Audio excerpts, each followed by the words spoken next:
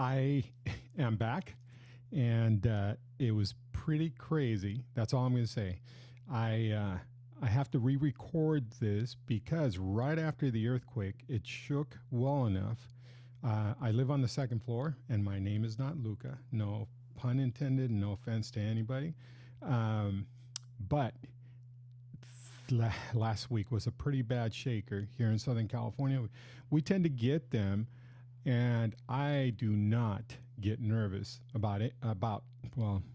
I get nervous about things, but not like to the point where I'm going to have anxiety or stress over anything. That last shaker, I felt it, and it sounded more than it was.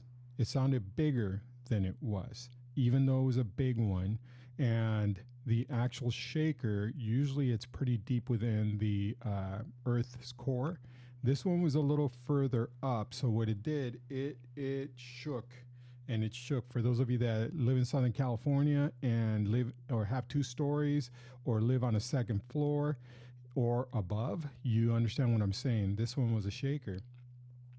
Back to normal? No. I have to re-record this because something happened to the recording. The microphone or the whatever was plugged in did not work. So all the sound equipment did not work. Afterwards, I was seeing it on the recording, but it didn't capture it. In other words, I saw the recording, the actual recording. I could play it through, and it did not go through. So I'm doing this again. And the way I see it is, the Lord has his way in everything, and maybe there were words that he wanted me to add or subtract. So here I am again, and my name is Oscar Roca with another pleasebestillmoments.com blog post. By the time you get this will actually be part 4.3. That's correct, 4.3. That is an updated picture of me at probably 165 to 170 pounds. Gosh, I don't know what kilos are. Just double that or divide by 2, I think. Anyway, let's get moving. I was talking about, and I'll digress just a little bit so that way we can get back to where I was. Is, as you know, the last blog part should have been a bit longer, but it did not record. So I left off at the incredible, perfectly timed earthquake. And now we are back. And I do want to talk about this because this is important. Suicide rate, as I was telling you, what we were talking about is the GIGO effect. And GIGO was something that was, it's a term used in code for computers way back when. Garbage in, garbage out is still the same thing in effect now. Whatever you put on a computer, the computer hard drive, just like children, they are not born with racism. They are not born with hate.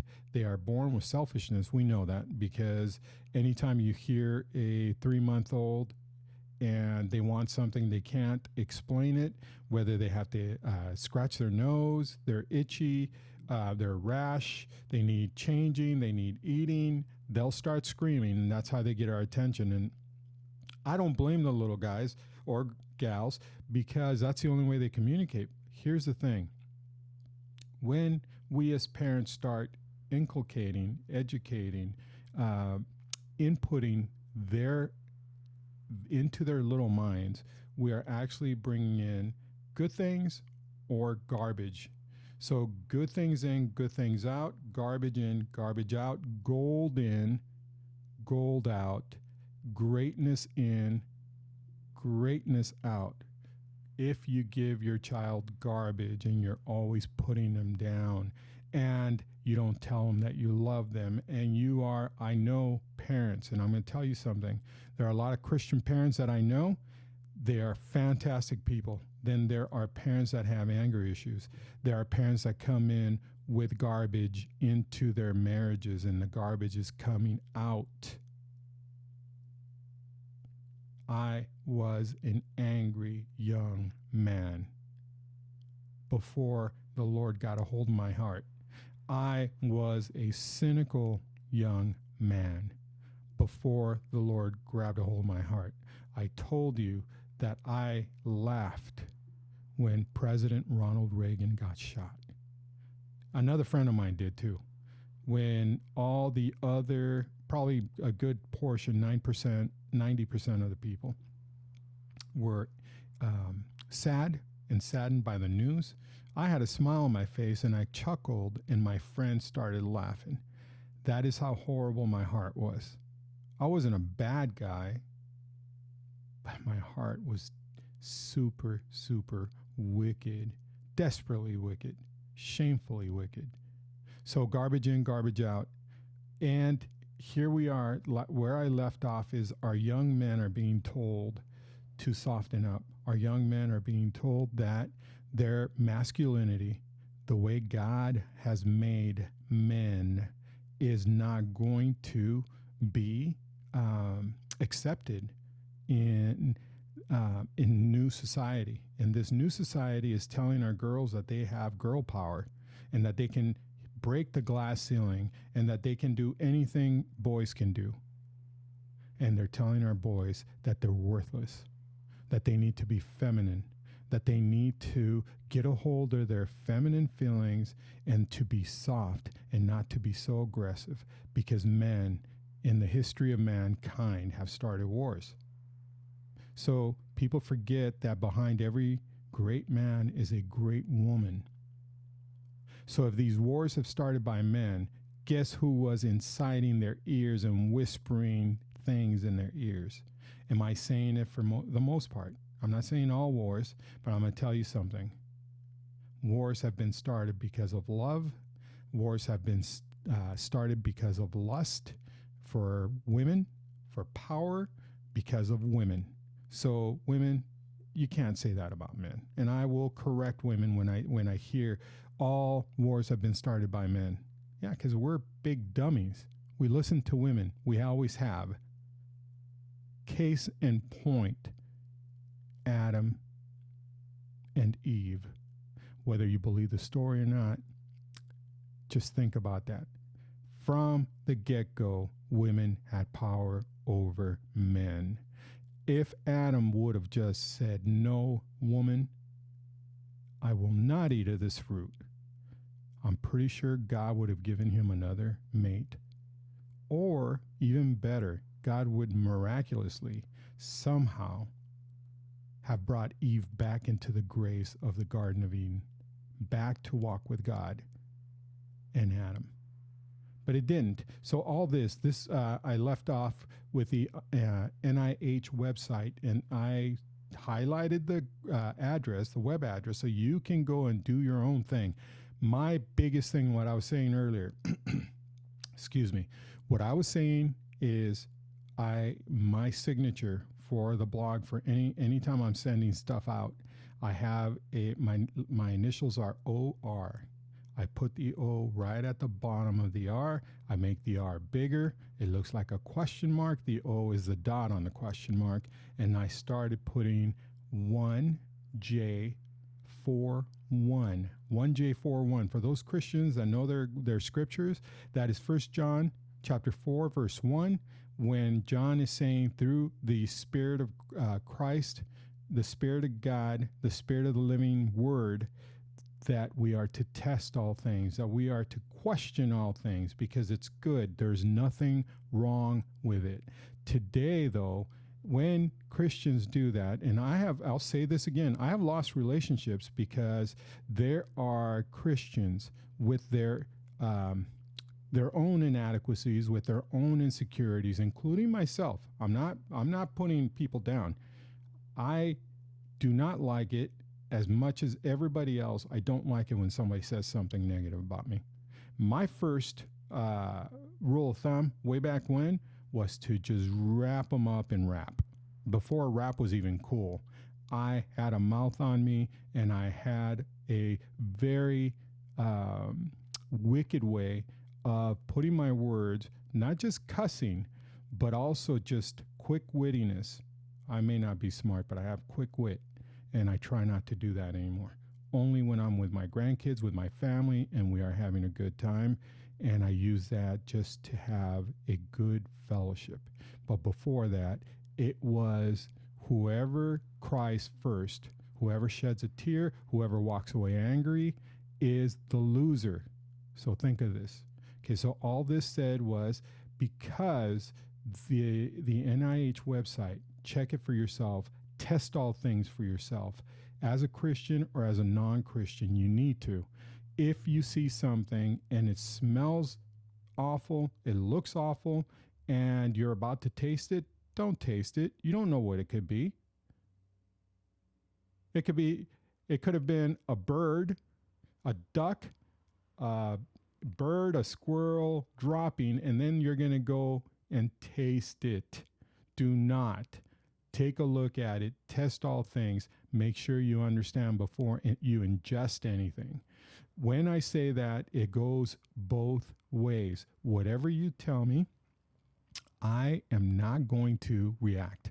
I am going to search it because I am a student of research. I am a student of life. I learn from everyone. For those of you that send me stuff, for those of you that take the time to text me, I am really bad at texting back because I get a lot of texts, but I'm going to tell you something. For every single one of you that has given me something, some input, even those of you that I may not know on the internet that tell me that I could get more following, I could get this, I could get that, I truly and totally thank you. I just do not have the time. Second of all, I'm fighting a battle, and the battle's for my life, literally. And I thank you for telling me, hey, I could get you more traffic on the internet because your stuff is really good. Your content is top notch. To be honest with you, I don't have the time, and I promise you I do not have the money. I have always done this. For those of you that know me closely, for those friends of ours that have known me all these decades, I have never taken a dime from you guys. You have donated stuff to me, and I thank you, and I feel a little bit ashamed, and I shouldn't be, because a worker is worthy of his wages. And you are not to, the Lord tells us not to put a muzzle, in other words, cover up an ox, an animal of labor, hard labor, an animal or a beast of burden. We are to just let them eat as they tread. That's one of my inadequacies, if you want to call it that. I've always wanted to be self-sufficient, and I'm going to tell you something. With this cancer and with the sicknesses I have had, all the hospital stays, I have been more and more dependent on my Lord and Savior. I have to have been dependent on my wife and my family. I love driving. In the last 6-7 months, wasn't that I was too weak, but I didn't want to drive long distance. First and foremost, please forgive me ahead of time. My bony butt, I've lost a ton of weight. My bony butt couldn't handle sitting. Then I had intestinal issues, all due to the cancer. Enough said of that. I just wanted to have you know where I'm coming from, that I am not being judgmental on anybody. If you are here and you are listening to this and you're saying, my goodness, this guy is very judgmental as a Christian. I can't believe Christians are all like this. I'm not. I promise you. What I was saying when I left off before the earthquake, I do not push my faith on anyone. I do not push my morals on anyone. I do not do any of that stuff because my Lord and Savior did not. What he did is he led by the Spirit. He led by his grace and his love. And if you talk to my neighbors, they will tell you that we love our neighbors, and our neighbors love us back. We've been in this community for a long time. I love my neighbors. I will do anything for my neighbors. If there should ever be in trouble, if there's a fire, I will run through that house, and I hope that I am never tested this way. But I would run to the house to help all my neighbors out. And that is how I show love, and that's how my wife shows love. They know we are Christians. They know that we've been in ministry. They know that they see us. And I will tell you this. They respect what we do. They don't say anything. A lot of them are not Christians. And we have, and then a lot more are Christians now. So all that said is what I'm saying now, I am not being judgmental. Garbage in, garbage out. If you tell our kids that they are worthless, especially our men, our young boys, if you're telling our kids that they are inadequate with their bodies, if you are telling any young person that they are not worthy of the body that they have because they are not, it's not right, that their mind, excuse me, that their mind, and you know what, if I can do this, any of you can do this.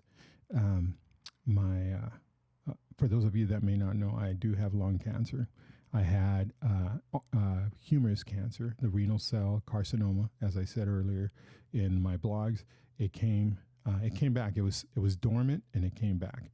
It's in my lungs and we are fighting that. So every once in a while when I talk, you heard. Anyway, now back to the storyline. We cannot keep telling our kids that they are not worth anything, that they are worthless, that their bodies are not right, that their bodies are wrong for their minds. We cannot keep telling our boys that they are inadequate. Garbage in, garbage out. And that goes for the national education here in America and in the West. And I'm going to tell you, it is horrible what we're seeing now. And I'm not demeaning anybody. I'm not trying to put anybody down. What I am saying is if it hasn't worked, then suicide rates are up within the community of, quote unquote, the trans community, the LBTG, whatever else, XYZ, and I'm not being facetious. You keep adding stuff. And all I'm going to tell you is this. You keep adding stuff, bring in great stuff. Don't bring garbage in. Don't tell our kids they're inadequate. Don't tell them that they're defective. Do not tell them that they were made wrong, that they were created beings that nobody cares for. If you are listening to this and you are in the trans community, if you are gay, homosexual, whatever it is that you call yourself, I'm going to tell you something. God loves you. So do I. I've never been one to judge, but I am one to tell you this. We are all inadequate creatures spiritually because of the fall of Adam and Eve. You want to know why you are looking, searching, wanting. You are wanting something more. You are looking desperately for something more. It is not your body. It's not your mind. Remember that. You may not have seen my previous blogs, but I showed a stool, and there are 3 legs in that stool: the spiritual, the mental, and the physical. For those of you that are looking and have not found anything, you have been looking in the wrong place because you have been concentrating on what they have told you, that your mind, that you think that you belong in a different body. And then that your body, you've been craving more and more. All the lusts of the flesh, all the sexual stuff that they tell you that it's okay to do, and yet you are empty.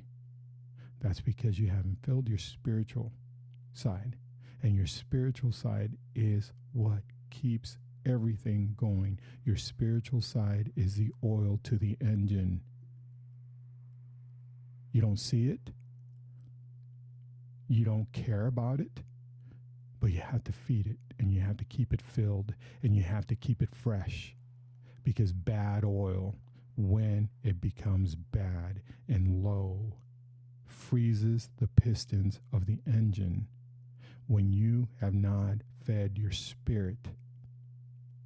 And I'm not talking about going to the mountaintop and humming things and doing yoga and all that. That's great. If you're doing that, that's great. That's still your body and your mind. Because human beings cannot achieve salvation. They cannot reach nirvana until they come to a lasting commitment and relationship with the God who created them, who created the universe, who quote unquote created nirvana. Even though that there's no such thing as nirvana, there is a throne room in heaven. Do I know where it's at? No. Do I know what it looks like? No. Am I looking forward to it? My spirit is craving it. And the longer I'm here on earth, the more my spirit craves to be home. Those of you that have lost that touch, you're out of touch with your spirit. You have been feeding your body, you have been feeding your mind, and your mind is telling you and playing tricks on you. It's time for your body and your mind to take a second acting, third acting role in the main actor in your life, and in your essence will be the spirit. Because whatever garbage in and garbage out that they've been telling you is not working.